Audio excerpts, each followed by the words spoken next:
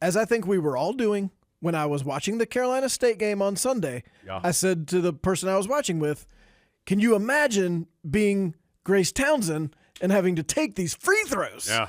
I was stressed out just thinking about it. And I thought, I wonder what this is like. Well, now through the magic of the pod, we're going to find out because Grace Townsend's sitting right here. Grace, congratulations on the big win on Sunday. Thank you so much. Thank you. Okay, so take us back to sold-out Carmichael, Tar Heels and Wolfpack, top 10 battle. Tar Heels are down. Emotions running high. This is an intense game. It's not even a tie game. The Tar Heels are down, Yeah. which I think made it even worse. Down 1, and you're going to the free throw line with just a little bit over 5 seconds left. How did it all unfold?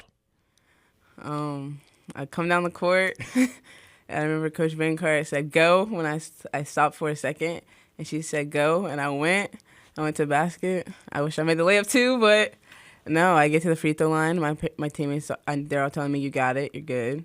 I remember Kayla McPherson called me. She was like, it's you in the rim, that's all it is. I took a deep breath. I felt very calm, surprisingly, probably one of the most calmest moments I've had this year. I felt calm, hit the first one. I'm like, I don't want overtime. Yeah. Hit the second one. And there are 5 seconds left. Okay, so you said you were calm. I was calm. Like, I mean, so are you like just zoned in? Is your heart rate low? You weren't like, what are you thinking about? Like, just what's going through your mind? What's going on? Well, my thought was, I'm gonna take a deep breath. I'm gonna take 2 dribbles. I'm gonna shoot it. And then when I was dribbling, I heard the crowd, and I liked that part. So that part kind of actually calmed me down a lot. Because like when it's quiet, sometimes those moments can be real tense. But with the crowd, Sure. No, I heard the crowd. That's what I thought about. And I'm like, oh, I like this. I like the crowd's loud right now.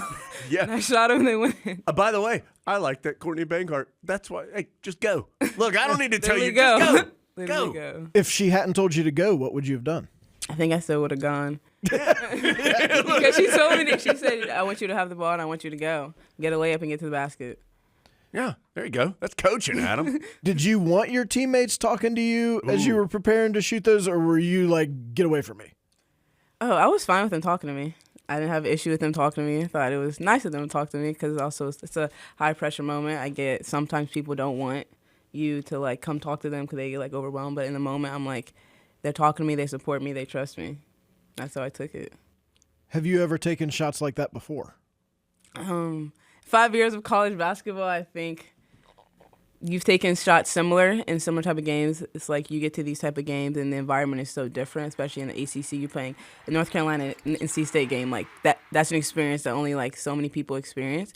But I think I've taken similar shots, but I think taking those shots have led me up to being prepared for that moment. Take us through the defensive effort then, because there were still 5 seconds left, and State's obviously a very good team. So Yes. what worked defensively? And this has been a good defensive team all year, but what worked defensively on that final sequence? The final sequence, I think, he called timeout. We went zone. He called a timeout, and then he drew up a play for the zone. So we stayed zone. We tried to force him baseline. She said she didn't want any twos, any layups or anything, make him take a tough shot. So we try to push him out, and our defense held strong. That's one thing that's been solid about us this year, so we just trusted in that.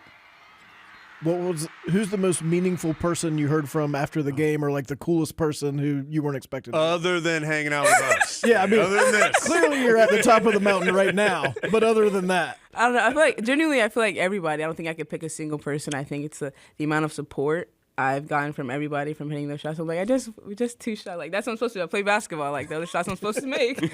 But no, I think, especially with it being a pink and cancer game, I think that really spoke a lot. I think one of the messages I got was saying those 2 free throws meant a lot more than I think you'll ever know. And I'm like, wow. Like, that's how you realize, yes, we play basketball, but the cause that we're playing for is way bigger than anything we could ever think. So no, everyone, honestly. I mentioned the defense. This has really been a good defensive team. What is it about this group that is allowing it to be consistently good on that side of the ball? I think a big thing is our coaches preach us, like, defense matters. And defense and rebounding, too, are effort things.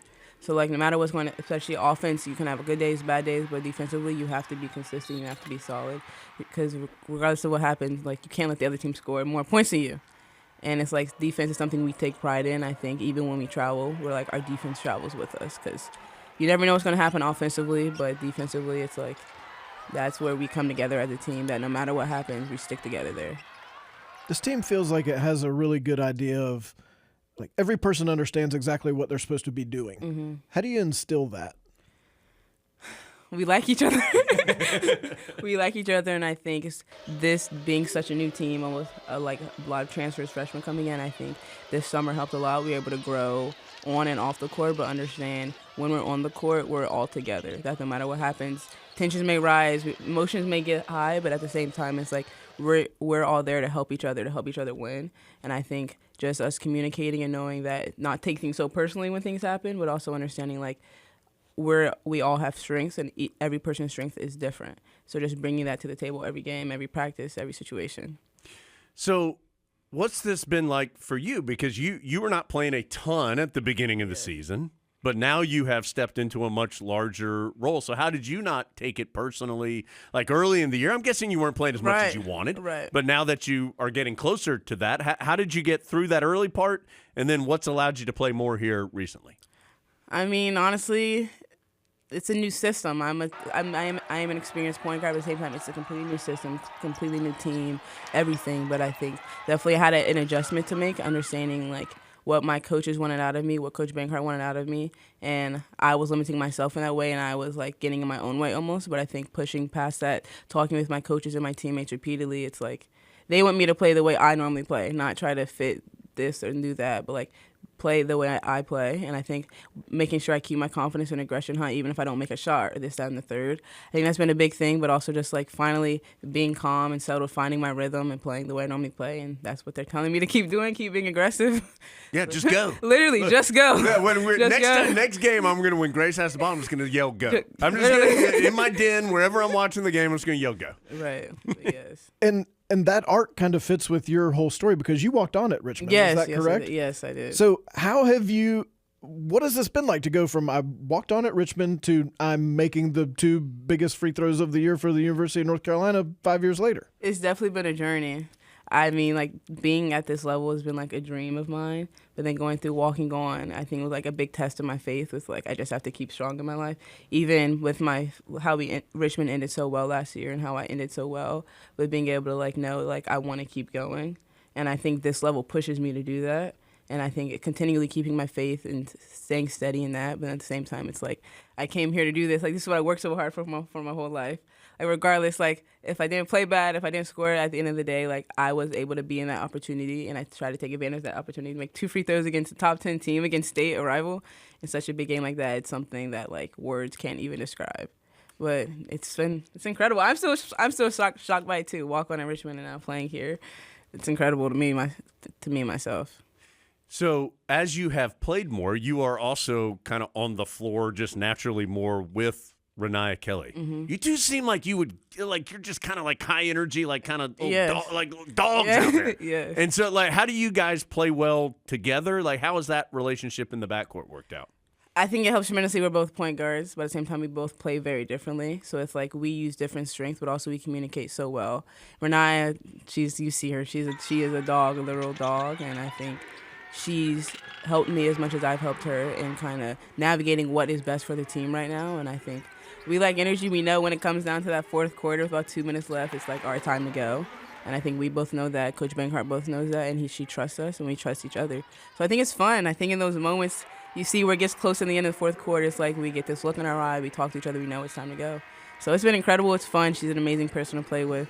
She brings that energy every time. So it's been amazing.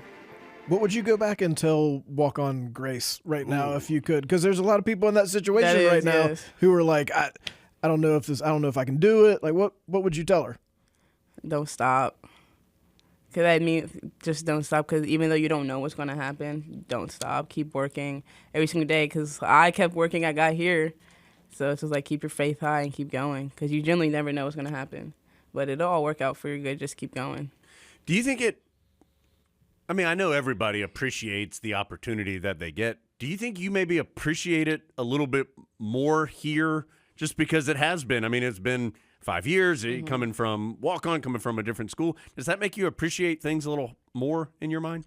1,000%, because that's the story I have. I don't think that's a common story to have, especially coming from a smaller school like Richmond and then an A-10 and walking on and doing so well. And you were a walk-on. You're playing at a top 12 team in the nation.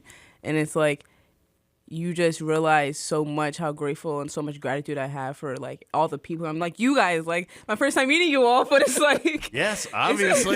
But it's like this is incredible to me. Like this is like something I would never take for granted, and just being here at this level and seeing all that I've been through, it's just like it's worth it. And it's just like it's like I don't know. It's like I don't have any words, but it's like you see like especially with like rankings and top players and like in classes because that matters so much. But it's like you like see how like I wasn't ranked, I didn't get many offers, and it's like here I am now, and it's like I worked for everything and I appreciate everything so much. But I think everyone at this level appreciates it. But I think being on a walk on seeing how far I've come, it's like I truly appreciate everything. I'll never take it for granted.